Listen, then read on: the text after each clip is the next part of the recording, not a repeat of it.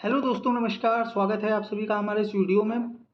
आज हम Kanpur university BEd 4th semester का एक सब्जेक्ट लेकर आए हैं, पाठ्यक्रम विकास की प्रक्रिया, जो कि पेपर 3 है। तो आपके एग्ज़ाम आने वाले हैं, जुलाई में लगभग हो जाएंगे। तो आइए क्वेश्चंस देखते हैं। मिजी नोट्स के कुछ क्वेश्चंस लेके आए हैं जो कि मोस्ट इंपॉर्टेंट हैं। अगर आप इनमें से क्वेश्चंस पढ़ लेते हैं तो आराम से आप अच्छा खासा स्कोर कर सकते हैं एग्ज़ाम में। चलिए शुरू करते हैं। ऑब्जेक्टिव टाइप प्रश्न है और एग्ज़ाम भी आपके ऑब्जेक्टिव ही होंगे, तो इसलिए ऑब्जेक्टिव प्रश्न लेकर आए हैं हम। तो आइए देखते हैं। चैप्टर का नाम है पाठ्यक्रम का आशय, प्रकृति, अवधारणा तथा मूल तथा प्रछन्न पाठ्यक्रम। पाठ्यचर्या का प्रकार है कोर पाठ्यचर्या, समेकित पाठ्यचर्या, क्रिया केंद्रित पाठ्यचर्या। इसका आंसर हो जाएगा आंसर डी, उपरोक्त सभी। कोर प्रधान पाठ्यक्रम का मुख्य उद्देश्य क्या है?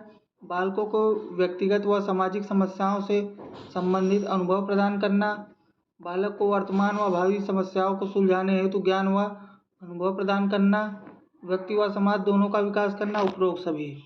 तो इसका आंसर आपका डी हो जाएगा, उपरोक्त सभी। कोर पाठ्यचर्या की निम्नलिखित विशेषताओं में एक विकल्प सही नहीं है। कोर पाठ्यचर्या शिक्षक केंद्रित है। कोर पाठ्यक्रम के अंतर्गत 2 या 2 से अधिक विषयों का सम्मिश्रण शिक्षक पर शिक्षण की आवश्यकताओं का भार बढ़ाता है। यह विचार किसका है? गुडलैंड का। विद्यालय बालक के सर्वांगीण विकास के निमित्त कक्षा के अंदर या कक्षा के बाहर जो अनुभव, ज्ञान, क्रिया की सीख देता है, वे सभी किसके अंग बन जाते हैं? पाठ्यचर्या के। पाठ्यचर्या को और किन नामों से संबोधित करते हैं? Syllabus, course of study. इसका आंसर सी हो जाएगा, ए तथा बी दोनों। पाठ्यचर्या शब्द किस भाषा के शब्द से बना है? लैटिन। पाठ्यचर्या अंग्रेजी भाषा के क्यूरिकुलम शब्द से बना है, जो कि लैटिन भाषा से लिया गया है। पाठ्यचर्या जिसे हम क्यूरिकुलम कहते हैं, उसका अर्थ है दौड़ का रास्ता, दौड़ का क्षेत्र, अर्थात ए तथा बी दोनों। ऑप्शन सी सही हो जाएगा।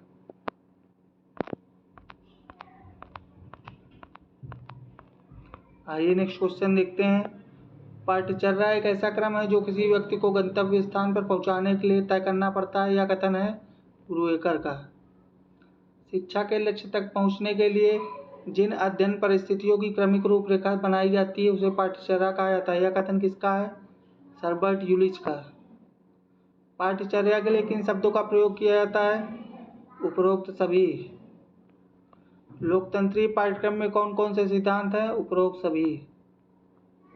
इसके अनुसार पाठ्यचर्या में विषय सामग्री का विस्तृत वर्णन, कार्यक्रम और कुछ हद तक वह अध्ययन विधियां भी शामिल किया जा सकता है जो कक्षा में सामग्री को ठीक ढंग से प्रस्तुत करने के लिए प्रस्तुत की जाती है। यूनेस्को की रिपोर्ट। पाठ्यचर्या में विद्यार्थियों के विद्यालय या उसके बाहर के वे सभी अनुभव शामिल हैं जो अध्ययन कार्यक्रम में रखे जाते हैं, जिसकी आयोजना उसके मानसिक, शारीरिक, संवेगात्मक, सामाजिक, आध्यात्मिक और नैतिक स्तर पर विकास में सहायता के लिए होती है। यह परिभाषा किसकी है? क्रो की। व्यापक अर्थ में पाठ्यचर्या के अंतर्गत विद्यालय का समस्त परिवेश आता है, जिसमें विद्यालय में प्राप्त सभी प्रकार के संपर्क, पठन क्रियाएं तथा विषय शामिल है। यह परिभाषा किसने दी है? रडियार्ड तथा हेनरी ने। पाठ्यचर्या वह सहायक सामग्री है जिसके द्वारा बच्चा अपने आप को उस वातावरण के अनुकूल ढालता है जिसमें वह अपनी दैनिक कार्य व्यवहार करता है, जिसमें उसकी भविष्य की योजनाएं और क्रियाशीलता निहित है। यह परिभाषा है के जी सैगन की। किसने लिखा है कि पाठ्यचर्या का अर्थ केवल उन सैद्धांतिक विषयों से नहीं जो विद्यालय में परंपरागत रूप से पढ़ाए जाते हैं, अपितु इसमें अनुभवों की वह संपूर्णता भी निहित है जिसमें बालक विद्यालय, कक्षा, पुस्तकालय, प्रयोगशाला, कार्यशाला तथा खेल के मैदान एवं शिक्षक और शिक्षार्थियों के अनगिनत संपर्कों से प्राप्त करता है। इस प्रकार विद्यालय का संपूर्ण जीवन पाठ्यचर्या बन जाता है, जो छात्रों के सभी पक्षों को प्रमाणित कर सकता है तथा विकास में सहायता दे सकता है। तो इसका आंसर हो जाएगा आपका माध्यमिक शिक्षा आयोग। पाठ्यचर्या उन समग्र परिस्थितियों का समूह है जिसकी सहायता से शिक्षक तथा विद्यालय प्रशासक उन सभी बालकों तथा नवयुवकों के व्यवहार में परिवर्तन लाते हैं जो विद्यालय से होकर गुजरते हैं। यह कथन किसका है? फ्रांस जे ब्राउन का। शैक्षिक समाज विज्ञान नामक पुस्तक किसने लिखी है? फ्रांसिस जे ब्राउन ने। विद्यालयी व्यवस्था का मूल आधार है पाठ्यचर्या। पाठ्यक्रम को मानव जाति के संपूर्ण ज्ञान और अनुभव का सार समझा जाना चाहिए। यह कथन किसका है? टीपी नन का है। वर्तमान समय में पाठ्यक्रम के किस आधार पर बहुत बल दिया जा रहा है? इसका आंसर देखिए क्या हो सकता है। इसका हो जाएगा आपका दार्शनिक आधार। पाठ्यक्रम निर्माण के सूत्र हैं उपरोक्त सभी। विषय केंद्रित पाठ्यक्रम का अन्य नाम है छात्र केंद्रित पाठ्यक्रम।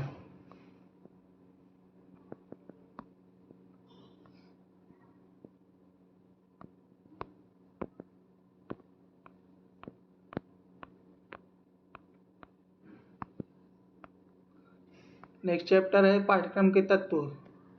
उद्देश्य, अंतर्वस्तु, अधिगमकर्ता, अनुभव और मूल्यांकन। किस विद्वान ने पाठ्यक्रम की संरचना प्रक्रिया को वृत्ताकार माना है? व्हीलर। अधिगम अनुभवों के चयन के संबंध में निम्न में से कौन सा व्हीलर द्वारा प्रस्तावित मापदंड नहीं है? घोषित मूल्य।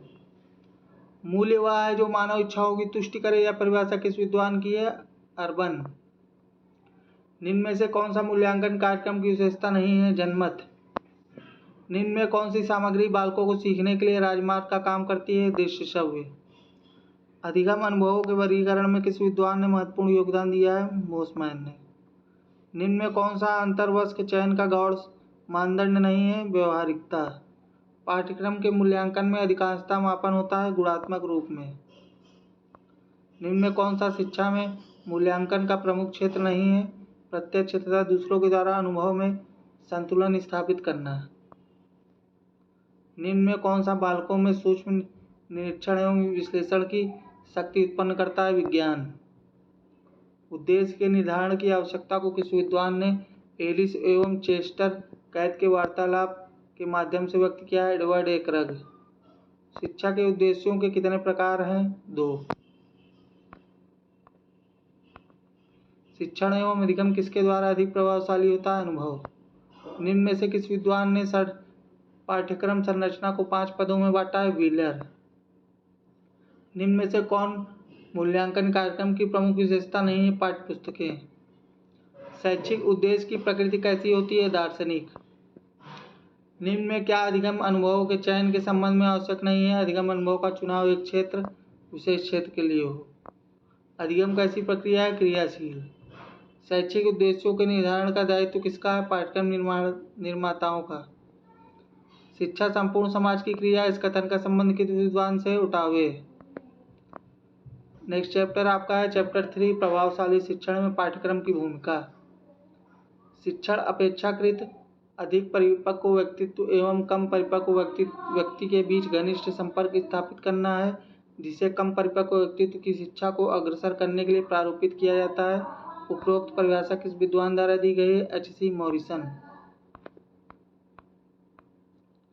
जब तक बालक सीखता नहीं है, शिक्षक ने पढ़ाया नहीं। उपरोक्त कथन किस शिक्षा शास्त्री का है? किलपैट्रिक। शिक्षण के कितने पक्ष होते हैं? 3। शिक्षण किसी न किसी रूप में कब तक चलता आ रहा है? आदिकाल। शिक्षक के व्यक्तित्व से कौन प्रभावित होता है? छात्र। शिक्षण के मध्य छात्र होता है श्रोता। इनमें से कौन सी प्रणाली व्यवस्था के आधुनिक सिद्धांत पर आधारित है? मुक्तात्मक शासन प्रणाली। किस शासन व्यवस्था के अंतर्गत शिक्षण में शिक्षक की अपेक्षा छात्र अधिक क्रियाशील रहता है? हस्तक्षेप रहित।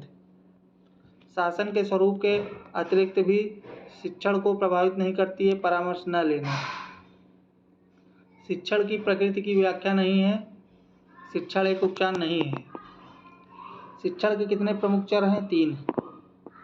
शिक्षण एक है अंतःक्रिया। शिक्षण के सभी पक्षों नियोजन, व्यवस्था, अग्रसरण एवं मूल्यांकन का परिचय किसके द्वारा किया जाता है? शिक्षक के द्वारा। शिक्षक प्रक्रिया के अंतर्गत कौन आश्रित चर के रूप में कार्य करता है? छात्र। छात्र को किसके द्वारा नियोजित, व्यवस्थित एवं प्रस्तुत शिक्षण के अनुरूप ही क्रियाशील होना पड़ता है? शिक्षक।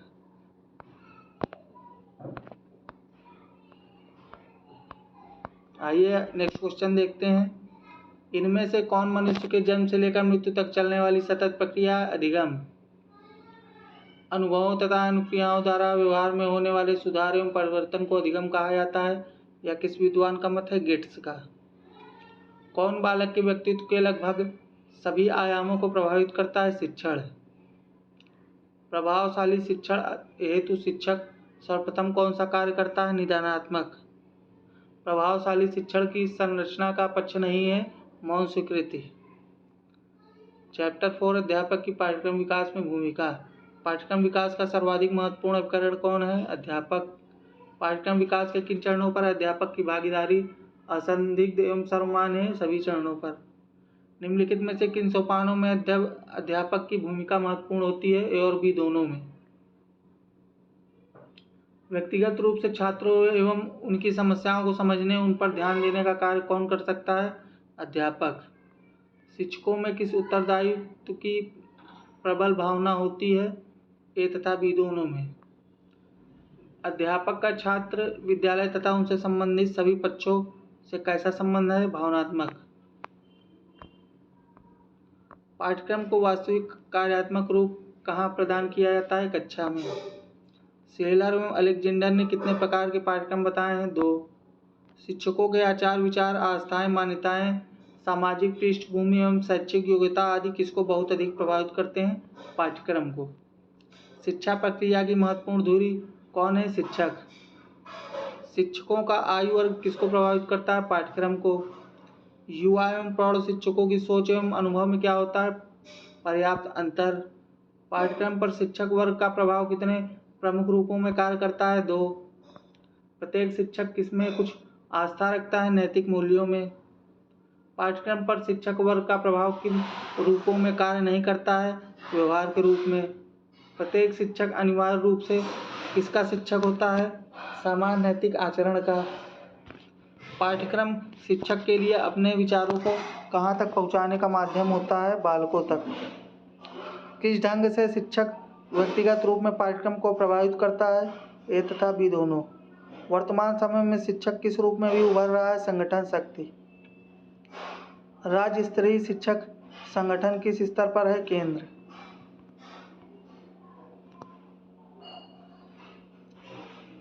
नेक्स्ट चैप्टर 5 है पाठ्यक्रम विकास के सिद्धांत, योजना एवं उपागम। पाठ्यक्रम रचना कैसी क्रिया है? सुनियोजित। छात्र केंद्रित पाठ्यक्रम के आधार पर किस आधुनिक शिक्षण पद्धतियों का विकास हुआ है? उपर्युक्त सभी। छात्र केंद्रित पाठ्यक्रम के विकास में किस विद्वान का योगदान है? John Dewey. निम्न में से कौन पाठ्यक्रम का प्रकार नहीं है? व्यवहारिक पाठ्यक्रम। निम्न में से कौन सा पाठ्यक्रम को प्रभावित करने वाला घटक है? उपर्युक्त सभी। पाठ्यचर्या के विकास हेतु आवश्यक तत्व कौन नहीं है? व्यवहारिकता। द प्रोसेस ऑफ एजुकेशन के रचनाकार कौन है? ब्रूनर। गांधी जी की बुनियादी शिक्षा किसे आधार मानती है? क्रिया केंद्रित पाठ्यक्रम। निम्न में से कौन सा पाठ्यक्रम प्रयोगवादी विचारधारा पर आधारित है? छात्र केंद्रित। शिक्षा की किसी भी योजना में मैं अध्यापक को केंद्रित स्थान देता हूँ संबंधित है? नेल्सन एवं बॉसिंग। निम्न में कौन सा एकीकृत पाठ्यक्रम का गुण नहीं है? यह पाठ्यक्रम शिक्षकों का कार्यभार बढ़ा देता है। निम्न में से कौन सा माध्यमिक शिक्षा आयोग द्वारा पाठ्यक्रम निर्माण का सिद्धांत नहीं है? आंसर डी हो जाएगा, विषय क्षेत्र के क्रमबद्ध करने का सिद्धांत। निम्न में से कौन प्राथमिक स्तर पर पाठ्यक्रम निर्माण का सिद्धांत नहीं है? कार्य विशिष्टता का सिद्धांत। एकीकृत पाठ्यक्रम वह पाठ्यक्रम है जिसमें विषयों के बीच कोई अवरोध, रुकावट अथवा दीवार नहीं होती। यह कथन है एंडरसन का। क्रिया केंद्रित पाठ्यक्रम के प्रणेता जॉन डीवी का संबंध किस देश से है? अमेरिका से है। कोठारी कमीशन के पाठ्यक्रम संबंधी सुझावों में कौन शामिल नहीं है? प्राथमिक एवं उच्च प्राथमिक स्तर पर समान पाठ्यक्रम। निम्न में से कौन विकेंद्रीकृत पाठ्यचर्या का लाभ नहीं है? यह पाठ्यचर्या छात्रों को राष्ट्रीय अंतर्राष्ट्रीय स्तर पर ज्ञान नहीं दे पाती। निम्न में से कौन पाठ्यक्रम निर्माण का सिद्धांत नहीं है? व्यवहारिकता का सिद्धांत। एकीकृत पाठ्यक्रम की निम्न में से कौन सी विशेषता नहीं है? माध्यमिक एवं उच्च माध्यमिक स्तर पर विषयों का एकीकरण।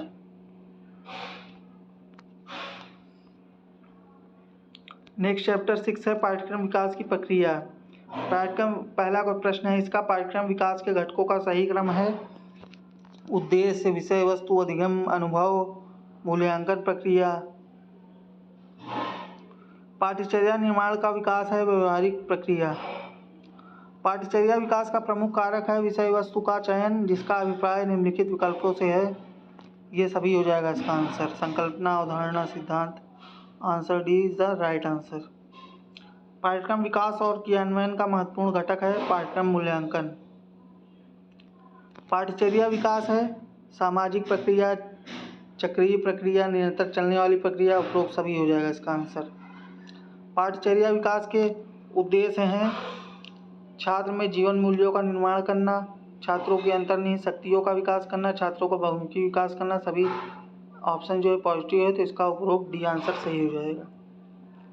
जो पाठ्यचर्या वर्तमान व भविष्य की आवश्यकताओं के लिए उपयुक्त है, उसमें निश्चित रूप से रचनात्मक विषयों के प्रति निश्चित सुझाव होना चाहिए। यह कथन है रेमांड का। बालक जो कुछ विद्यालय से सीखता है, उसके द्वारा उसमें ऐसी योग्यता आनी चाहिए कि वह जीवन की परिस्थितियों से अनुकूल कर सके तथा आवश्यकता पड़ने पर परिस्थितियों में परिवर्तन कर सके। यह कथन है रायबर्न का। चलिए नेक्स्ट क्वेश्चन पे चलते हैं। पाठ्यचर्या विकास के शिक्षा जीवन की अवस्थाओं का सिद्धांत के अंतर्गत A.N. व्हाइटेड के अनुसार पाठ्यचर्या शिक्षा जीवन की 3 अवस्थाओं के अनुरूप होनी चाहिए। यह 3 अवस्थाएं कौतूहल, यथार्थता, सामान्यीकरण। पाठ्यचर्या का निर्माण इस प्रकार किया जाना चाहिए कि समयानुसार परिवर्तन किया जा सके। यह सिद्धांत है लचीलेपन का सिद्धांत। नेक्स्ट चैप्टर 7 है पाठ्यक्रम नियोजन एवं कार्यान्वयन। पाठ्यक्रम नियोजन के मुख्य मुद्दे हैं असंगत पाठ्यचर्या, आधुनिक तथा उभरती पाठ्यचर्या। ए तथा बी दोनों इसका सही आंसर हो जाएगा। जो पाठ्यचर्या समुदाय व छात्रों की आवश्यकताओं को पूर्ण नहीं करती है, कहलाती है असंगत पाठ्यचर्या। असंगत पाठ्यचर्या के 2 प्रकार होते हैं, स्थिर व सतही। वह पाठ्यचर्या जो कि भूत व वर्तमान से बेहतर बनाई हुई कहलाती है स्थिर। वह पाठ्यचर्या जिसके तथ्य आंकड़े छात्रों हेतु अर्थहीन व पुराने हो जाते हैं, कहलाती है सतही। वह पाठ्यचर्या जिसमें नवीनतम ज्ञान तथा अध्ययन क्षेत्र का समावेश होता है, कहलाती है आधुनिक। वर्तमान पाठ्यचर्या के अंतर्गत निम्नलिखित उदीयमान क्षेत्रों को सम्मिलित किया जाता है। उपरोक्त सभी में किस पाठ्यचर्या में उन सभी पहलुओं का समावेश किया जाता है जो वर्तमान प्रासंगिक होते हैं, आधुनिक। वर्तमान पाठ्यक्रम की प्रमुख समस्या है, उपरोक्त सभी इसका सही आंसर हो जाएगा। पाठ्यक्रम को प्रभावित करने वाले घटक हैं, इसका भी आंसर आपका उपरोक्त सभी हो जाएगा। पाठ्यक्रम नियोजन का स्तर है, इसका भी आपका आंसर उपरोक्त सभी हो जाएगा।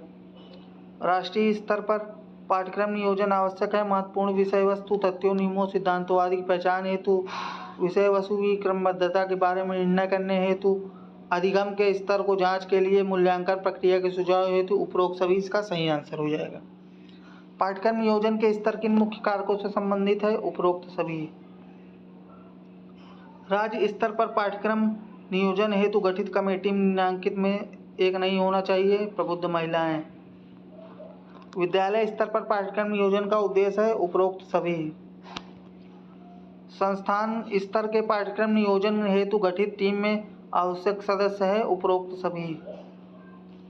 पाठ्यक्रम नियोजन के स्तरों के अंतर्गत अध्यापक दल स्तर के अंतर्गत अध्यापकों का समूह विकास पर विचार विमर्श करता है, इसे कहते हैं अंतःविषय। पाठ्यक्रम नियोजन के किसी स्तर के अंतर्गत केवल एक अध्यापक विभिन्न बिंदुओं पर निर्णय ले सकता है, व्यक्तिगत अध्यापक स्तर।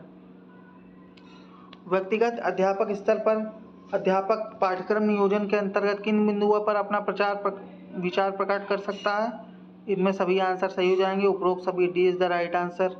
चलिए आइए आगे क्वेश्चन देखते हैं।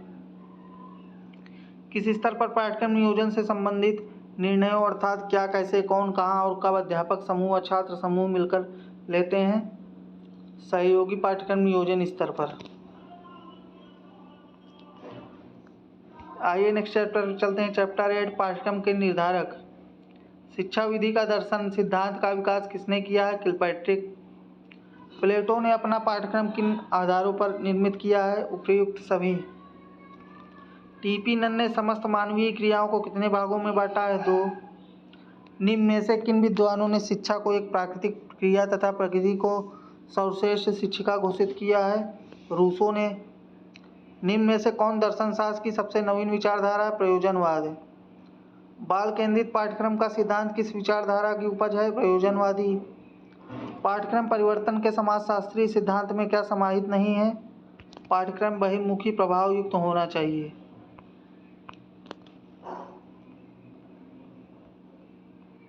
आइए नेक्स्ट क्वेश्चन देखते हैं। निम्न में से कौन सा कथन असत्य है?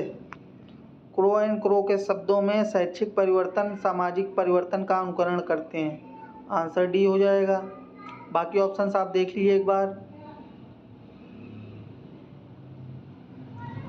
बुनियादी शिक्षा के पाठ्यक्रम में क्या समाहित नहीं है?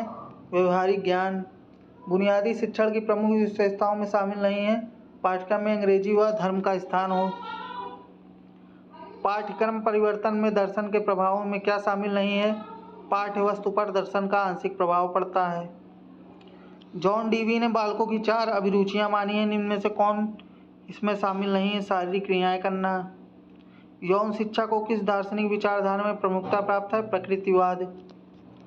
शिक्षा मनोविज्ञान वह है जो कि शैक्षणिक परिस्थितियों का मनोवैज्ञानिक रूप से अध्ययन करता है। यह कथन किसका है? प्रोफेसर ट्रो का है। Brief course in the history of education किसकी रचना है? मुनरो की। बुनियादी शिक्षा में शिक्षक प्रशिक्षण की अल्पकालीन प्रशिक्षण अवधि होती है 1 वर्ष। निम्न में से कौन राष्ट्रीय एकता का एक दोष है? राष्ट्रीय एकता से प्रांतीयता क्षेत्रीयता को बल मिलता है। आइए नेक्स्ट क्वेश्चन देखते हैं। राष्ट्रीय एकता में भावनात्मक एकता के संबंध में क्या सत्य है? शक्तिशाली राष्ट्र के निर्माण हेतु राष्ट्रीय एकता अनिवार्य है। भावात्मक एकता को गौण स्थान प्राप्त है। पाठ्यक्रम विकास का एक प्रमुख घटक नहीं है व्यक्तिगत विभिन्नता। पाठ्यक्रम परिवर्तन का अर्थ एक प्रकार से एक संस्था में परिवर्तन करना है। यह कथन संबंधित है हिल्डा टाबा से। अभिप्रेरणा कार्य को प्रारंभ करने, जारी रखने तथा नियमित करने की प्रक्रिया। यह कथन किसका? गुड का। किस विचारधारा में धार्मिक विषयों का पाठ्यक्रम में विरोध किया गया है? प्रकृतिवादी। नेक्स्ट चैप्टर है 9वां चैप्टर है भारतीय संविधान में निहित मूल्य। प्रस्तावना संविधान का सबसे कीमती हिस्सा है। यह संविधान की आत्मा है। यह संविधान की पूंजी है। पंडित ठाकुर प्रसाद भार्गव का यह कथन है। नेक्स्ट क्वेश्चन देखते हैं। अनुच्छेद 22 के अधीन किसी व्यक्ति को उसके अपराध के व बंदी बनाने के बिना कारणों के बताए जेल में नहीं रखा जा सकता और बंदी बनाने पर कितने समय में निकटतम न्यायाधीश के समक्ष प्रस्तुत करना पड़ता है? 24 घंटे के अंदर। आइए नेक्स्ट क्वेश्चन देखते हैं। अनुच्छेद 21 के अंतर्गत किस अधिकार को स्वीकार किया गया? स्वतंत्रता का अधिकार। अनुच्छेद 19 नागरिकों को 6 प्रकार की स्वतंत्रता प्रदान करता है। निम्नलिखित में कौन सी स्वतंत्रता उन 6 स्वतंत्रताओं में सम्मिलित नहीं है? अपनी सुरक्षा के लिए हथियार रखने की स्वतंत्रता। 44वें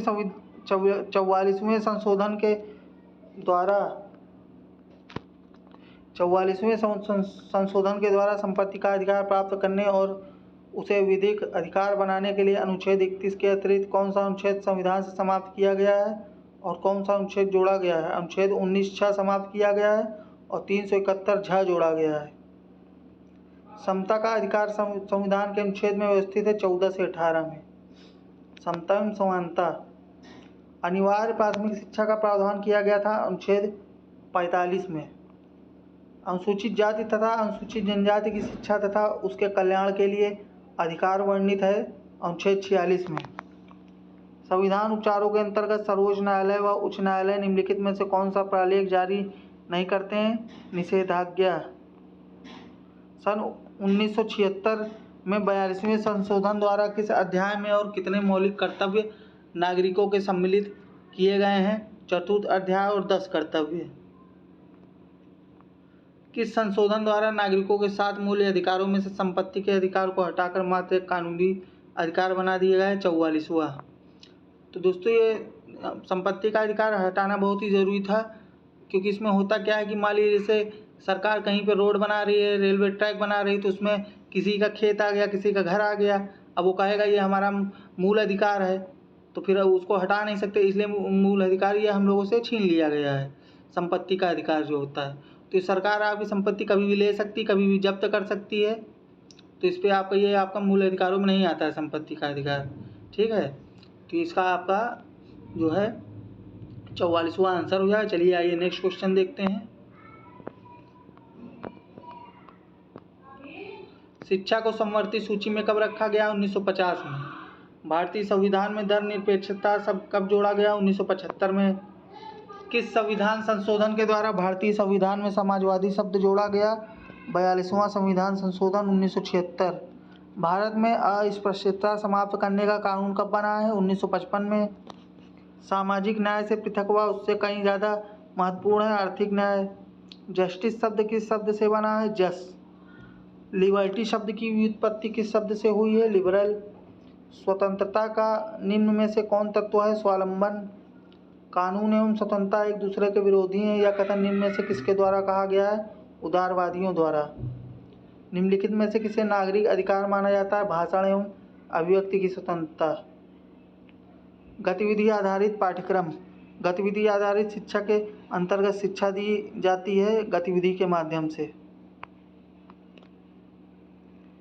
निम्न में से कौन सा प्रकार गतिविधि आधारित शिक्षा का है? ये सभी। गतिविधि आधारित शिक्षा छात्र केंद्रित शिक्षा है। निम्न में कौन सा पक्ष खोज पूर्णता के अंतर्गत सम्मिलित है? ये सभी हो जाएगा आपका। गतिविधि आधारित शिक्षा का महत्व है, ये सभी कथन आपका सत्य हो जाएगा। चलिए आगे देखते हैं। नेक्स्ट चैप्टर है 11 पाठ्यक्रम विकास के प्रतिमान। पाठ्यक्रम विकास का कौन सा प्रतिमान सबसे अच्छा है? टेलर प्रतिमान। मूल्यांकन प्रतिमान के अंतर्गत निम्न में से क्या शामिल नहीं है? पाठ्यक्रम का सुधार एवं विकास प्रणाली विश्लेषण से करना। निम्न में कौन मूल्यांकन प्रतिमान के अंतर्गत समाहित है? व्यवहार प्रतिमान। विषय केंद्रित पाठ्यक्रम का विकास किस प्रतिमान से हुआ है? परिस्थिति प्रतिमान। सरण पाठ्यक्रम प्रतिमान कब विकसित किया गया है? 1976। अदा प्रक्रिया प्रदा किस प्रतिमान के प्रमुख पक्ष हैं? सरण। निम्न में से कौन सा प्रतिमान अध्यापकों को पाठ्यक्रम का मुख्य आधार मानता है? जमीनी। निम्न में से जमीनी प्रतिमान का गुण नहीं है? अंतर्वस्तु का चयन। हिल्डा टाबा के पाठ्यक्रम प्रतिमान के सोपानों में कौन समाहित नहीं है? निर्देशन देना। पाठ्यक्रम का कौन सा प्रतिमान सबसे प्रसिद्ध है? प्रशासनिक प्रतिमान। पाठ्यक्रम का कौन सा प्रतिमान सबसे प्रसिद्ध है? प्रशासनिक प्रतिमान। उच्च शिक्षा संस्थानों द्वारा अधिकांशतः किस पाठ्यक्रम प्रतिमान का अनुसरण किया जाता है? प्रशासनिक प्रतिमान। इनमें से किस प्रतिमान में विशिष्ट उद्देश्यों को प्राथमिकता दी जाती है? सरण प्रतिमान। प्रदर्शन प्रतिमान में कितने सोपान समाहित हैं? 3। निम्न में से कौन जमीनी प्रतिमान की विशिष्टता नहीं है? प्रसिद्ध होना। निम्न में से कौन सा पाठ्यक्रम के जमीनी प्रतिमान का अवगुण है? लंबी प्रक्रिया पर आधारित। पाठ्यक्रम के प्रशासनिक प्रतिमान के सोपान में क्या समाहित नहीं है? लोकतांत्रिक दृष्टिकोण। किस पाठ्यक्रम प्रतिमान की प्रक्रिया निम्न में से उच्च स्तर की होती है? जमीनी। कौन सा पाठ्यक्रम प्रतिमान प्रतिपुष्टि पर प्रभावी नियंत्रण रखता है? प्रशासनिक। आइए नेक्स्ट क्वेश्चन देखते हैं। सरण पाठ्यक्रम प्रतिमान में क्या शामिल नहीं है? बाल केंद्रित पाठ्यक्रम। निम्न में से किस प्रतिमान का दृष्टिकोण लोकतांत्रिक है? जमीनी। नेक्स्ट चैप्टर है आपका पाठ्यक्रम निर्माण रूपरेखा के सोपान। पाठ्यचर्या विकास के विविध तत्व हैं, उपरोक्त सभी हो जाएगा। उद्देश्यों का स्पष्टीकरण, आवश्यकताओं का विश्लेषण, प्रारंभिक जांच। आंसर डी हो जाएगा आपका। पाठ्यक्रम की संकल्पना के विषय में निम्न में से कौन सा कथन सही है? उपरोक्त सभी हो जाएगा। पाठ्यचर्या विद्यालयी शिक्षा व्यवस्था का केंद्र बिंदु है। पाठ्यचर्या शिक्षा का आधार है। पाठ्यचर्या द्वारा शिक्षा के उद्देश्यों की पूर्ति होती है। इसका आपका उपरोक्त सभी हो जाएगा। पाठ्यचर्या का प्रकार है, उपरोक्त सभी हो जाएगा। कोर पाठ्यचर्या, समेकित पाठ्यचर्या, क्रिया केंद्रित पाठ्यचर्या, उपरोक्त सभी इसका आपका आंसर हो जाएगा। ऐसी पाठ्यचर्या जिसमें बालक को कुछ विषय अनिवार्य रूप से पढ़ने पड़ते हैं तथा कुछ विषयों का विविध विषयों में से चुनाव करना पड़ता है कहलाती है कोर पाठ्यचर्या। कोर प्रधान पाठ्यक्रम का मुख्य उद्देश्य क्या है? बालकों को व्यक्तिगत व सामाजिक समस्याओं से संबंधित अनुभव प्रदान करना, बालकों को वर्तमान व भावी समस्याओं को सुलझाने हेतु ज्ञान व अनुभव प्रदान करना, व्यक्ति व समाज दोनों का विकास करना, उपरोक्त सभी। कोर पाठ्यचर्या की निम्नलिखित विशेषताओं में एक विकल्प सही नहीं है। कोर पाठ्यचर्या शिक्षक केंद्रित है। कोर पाठ्यक्रम के अंतर्गत 2 या 2 से अधिक विषयों को सम्मिश्रण शिक्षक पर शिक्षण की आवश्यकताओं का भार बढ़ाता है। यह विचार किसका है? गुडलैंड का। कौन सी पाठ्यचर्या ज्ञान के प्रबोधक स्थानांतरण के सिद्धांत को एक परिचय के रूप में करने का कार्य करती है? सैद्धांतिक पाठ्यचर्या। निम्न में से सैद्धांतिक पाठ्यचर्या के उद्देश्य हैं, उपरोक्त सभी। इसका आंसर हो जाएगा। आप एक बार ऑप्शन देख लीजिए। चलिए नेक्स्ट क्वेश्चन पे चलते हैं। भारत में पुनर्रचनात्मक पाठ्यचर्या का श्रेय जाता है गांधी जी को। किस पाठ्यचर्या द्वारा हस्तकला को केंद्र मानकर संपूर्ण शिक्षा प्रदान करने का प्रयास किया गया है? पुनर्संरचनात्मक पाठ्यचर्या की विशेषता है उपरोक्त सभी। पाठ्यचर्या विकास प्रक्रिया की प्रथम अवस्था है शैक्षिक आवश्यकताओं का निर्धारण। पाठ्यचर्या विकास प्रक्रिया का अंतिम सोपान अवस्था है मूल्यांकन। पाठ्यचर्या का निर्माण इस प्रकार किया जाना चाहिए कि समयानुसार उसमें परिवर्तन किया जा सके। ये सिद्धांत कहलाता है लचीलेपन का सिद्धांत। पाठ्यचर्या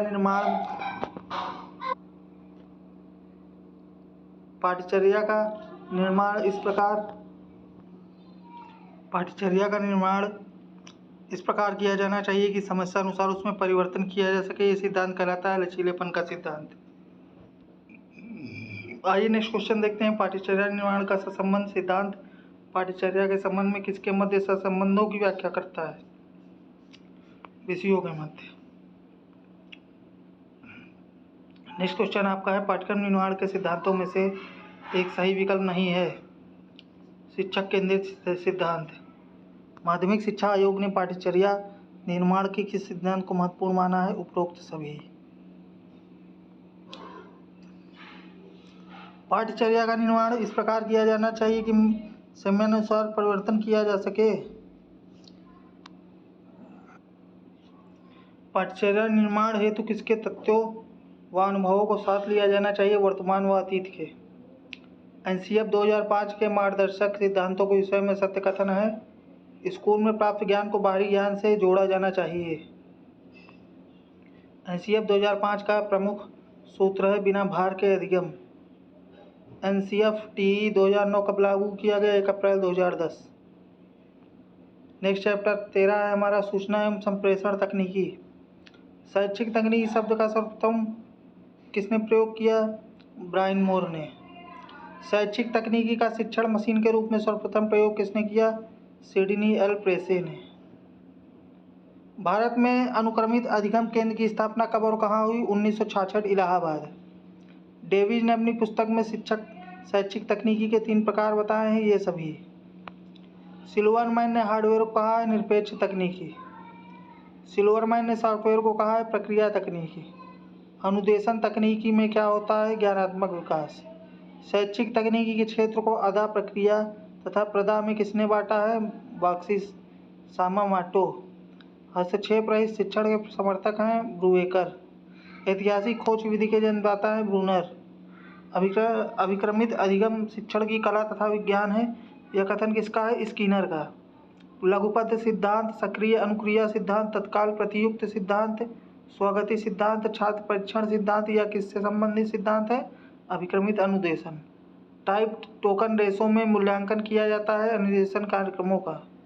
अभिक्रमित अनुदेशन के आधुनिक स्वरूप को विकसित किया है सुसन मार्कल ने। गिरि पृष्ठ तथा त्रुटि पृष्ठ होते हैं शाखीय अभिक्रम। मैथेटिक्स शब्द का अर्थ है सीखना।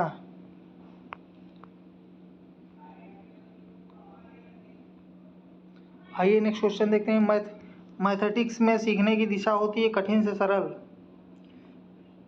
सूक्ष्म शिक्षण का प्रारंभ कब तथा किसने किया? 1961 में स्टैनफोर्ड ने किया, कीथ एचिसन, बुश तथा एलेन ने। सूक्ष्म शिक्षण माइक्रो टीचिंग पुस्तक किसने लिखी? एलेन तथा रायन ने। नेक्स्ट चैप्टर है हमारा 14, पाठ्यक्रम विकास हेतु शैक्षिक व व्यावसायिक क्षेत्रों में नए आयाम। पाठ्यक्रम जिसकी अवहेलना करता है वह उतना ही महत्वपूर्ण है जितना कि वह जिसका समर्थन करता है। निम्नलिखित पाठ्यक्रम में से किससे संबंधित है? शून्य पाठ्यक्रम।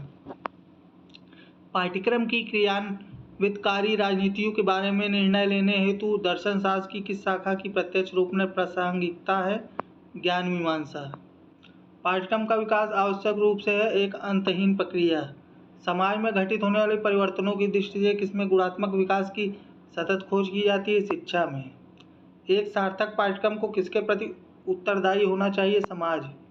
निम्नलिखित में से किसको इस प्रकार की शिक्षा की रचना करनी होगी जो असमानता के विरुद्ध संघर्ष कर सके? पाठ्यक्रम। इनमें से कौन सा स्तंभ पाठ्यक्रम के विकास हेतु नहीं है? व्यवहारिकता। राष्ट्रीय चेतना, राष्ट्रीय भावना एवं राष्ट्रीय पहचान के लिए आवश्यक है शिक्षा। परिवर्तन उन्मुखी प्रौद्योगिकी और देश की सांस्कृतिक परंपरा की निरंतरता के बीच क्या लाया जा सकता है? ए तथा बी दोनों। राष्ट्रीय एकता को विकसित कर सकती है शिक्षा। पाठ्यक्रम के नए आयाम का तात्पर्य किसको सार्थक अनुभव देने वाली तथा समाहित करने वाली शिक्षा प्रदान करना है? बच्चों को। पाठ्यक्रम के विकास के संबंध में शैक्षिक और व्यावसायिक आयाम है? ए तथा बी दोनों। किस क्षेत्र को आयुर्वेदिक को तुलनात्मक रूप से अधिक मान्यता मिली? ए तथा बी दोनों। किनके क्षेत्र में समांतर स्वदेशी पारस्परिक ज्ञान प्रणाली कहा जा सकता है? ज्ञान को। आज नई सदी में किसको अनेक अपूर्व चुनौतियों का सामना करना पड़ रहा है? देश को। किसका आज दुनिया के अनेक हिस्सों पर प्रभाव पड़ रहा है? सी और बी दोनों। भूमंडलीकरण किसका पूर्ण रूप से कायाकल्प नहीं कर सकता? शिक्षा का। नई प्रौद्योगिकी में कौन एक मूलभूत चुनौती है? क्रांति। कौन विद्यालयों का नाटकीय रूपांतरण कर सकती है? नई प्रौद्योगिकी। किस वर्ष विद्यालयी पाठ्यक्रम की रचना की गई? वर्ष 1988। आइए नेक्स्ट क्वेश्चन देखते हैं। नेक्स्ट चैप्टर आपका है 15, पाठ्यक्रम सहयोगी सामग्री की भूमिका। चलिए क्वेश्चन 1 देखते हैं। पाठ्य पुस्तक ज्ञान, आदतों, भावनाओं, क्रियाओं तथा प्रवृत्तियों का संपूर्ण योग है। यह कथन किससे संबंधित है? हेरोलिकर से। सामान्यतः पाठ्य पुस्तकों को कितने वर्गों में विभाजित किया गया है? 3।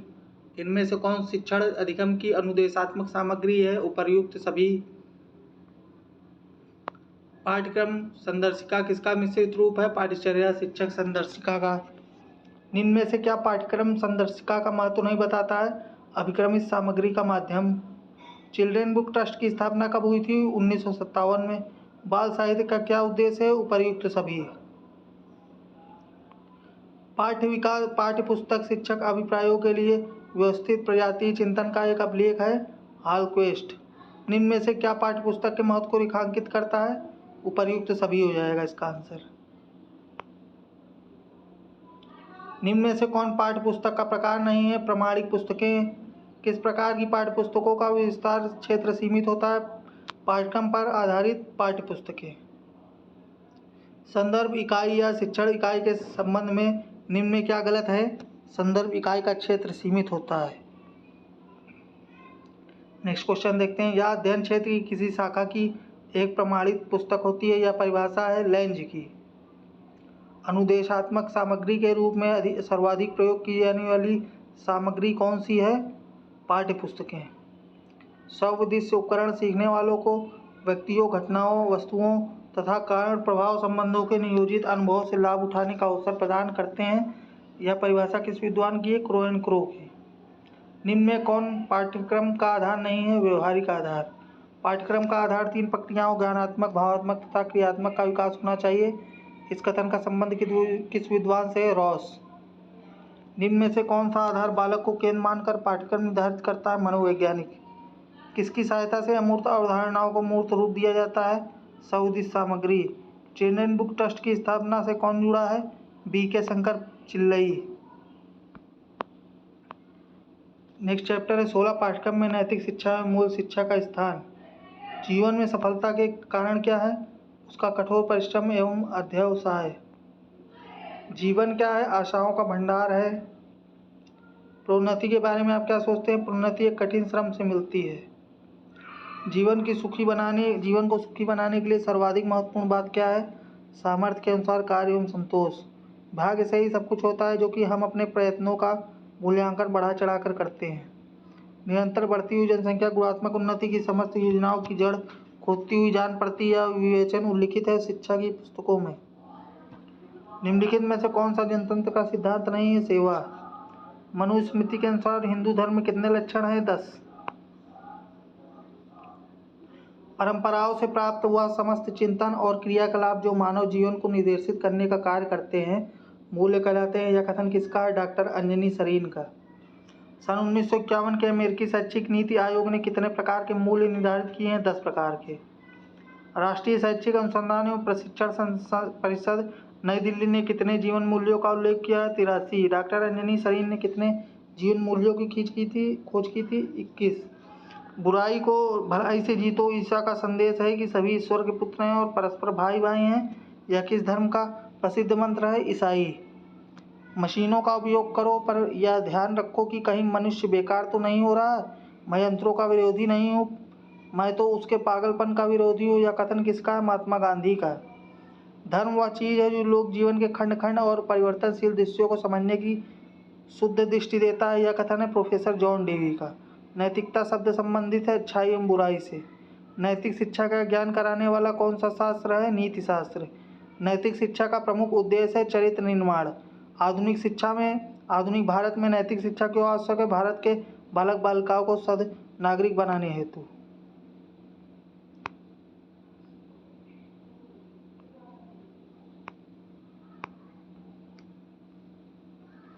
आइए नेक्स्ट क्वेश्चन है आपका, नैतिक शिक्षा का मुख्य उद्देश्य बालक में विकसित होने वाली आत्मा का विकास करना है, यह कथन किसका है? महर्षि अरविंद घोष का। तो हमारा क्वेश्चन जो है हमारे यहाँ से समाप्त हो गए हैं। तो गाइस ये हमारा वीडियो आपको कैसा लगा? यदि इसमें आप अपना फीडबैक जरूर दें कमेंट बॉक्स में, ठीक है गाइस। तो अन्य किसी प्रकार की जानकारी के लिए नीचे हमें ज़रूर बताएं। मिलते हैं नेक्स्ट वीडियो में, तब तक के लिए नमस्कार, बेस्ट ऑफ लक।